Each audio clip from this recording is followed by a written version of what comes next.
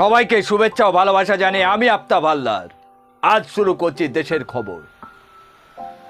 2 ঘন্টা আগে যে জমি কেনা হয়েছিল 2 কোটি টাকায়, আর 2 ঘন্টা পরে সেই জমি বিক্রি হয়ে গেল 18 কোটি টাকায়। কোথায় হচ্ছে এই রকম জমির দাম কেউ জানেন? হ্যাঁ, খোদ উত্তরপ্রদেশে অযোধ্যায়। দেশের জমি ব্যবসার সবচেয়ে লোভনীয় স্থান হচ্ছে এখন অযোধ্যায়। কারণ সবাই বুঝতে পেরেছেন নিশ্চয়ই, কারণ একটাই, ওখানে রাম মন্দির স্থাপিত হয়েছে, আর ওই জমি ব্যবসার যাবতীয় সুযোগ নিচ্ছে একমাত্র বিজেপি। কারণ ওখানে ডবল ইঞ্জিনের সরকার, রাজ্যে বিজেপি, কেন্দ্রেও বিজেপি।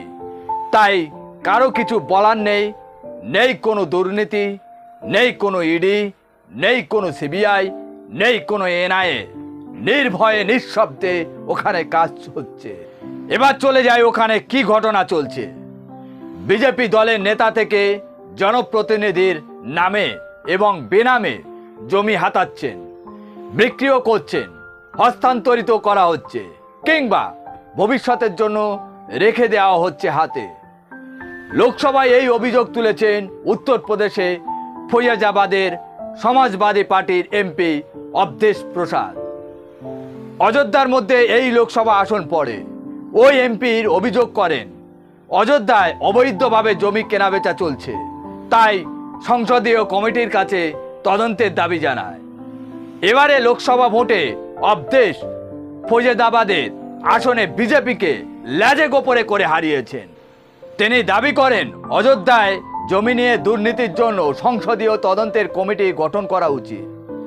অযোধ্যায় মন্দির নির্মাণের আগে থেকেই যেভাবে আর্থিক মুনাফার ব্যবসা শুরু হয়েছে সেটা অকল্পনীয়। সমস্ত ডিলের সঙ্গেই বিজেপি নেতারা জড়িত আছেন। সংসদীয় তদন্ত কমিটির তদন্ত শুরু করলেই তা জানতে পারবে।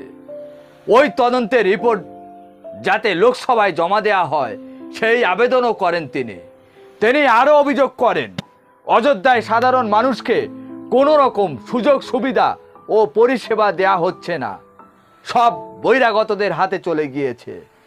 তিনি সব থেকে বড় অভিযোগ করেছেন সেটা হলো যাদের দোকান, তাদের কাছ থেকে দোকান কেড়ে নেওয়া হচ্ছে, যাদের জমি, তাদের কাছ থেকে জমি কেড়ে নিয়ে সব বড় বড় ধনী দোকানদারদের হাতে তুলে দেওয়া হচ্ছে, তাদের কোনো রকম ক্ষতিপূরণ না দিয়ে। কারণ একটাই, লোকসভা বিজেপি এই আসনে হেরে যাওয়ায় তার প্রতিহিংসা রাজনৈতিক নিচ্ছে।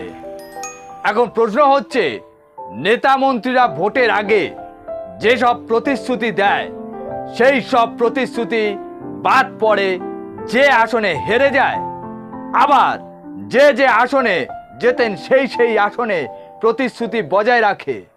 ভারতবর্ষে এক গণতান্ত্রিক দেশ, ধর্মনিরপেক্ষ রাষ্ট্র, এই দেশে এই রকম দ্বিচারিতা কি শোভা পায়? আপনারা কি ভাবছেন তা কমেন্ট করে জানান। আজ এখানে শেষ করছি। সবাই ভালো থাকবেন, সুস্থ থাকবেন। Tata, bye bye.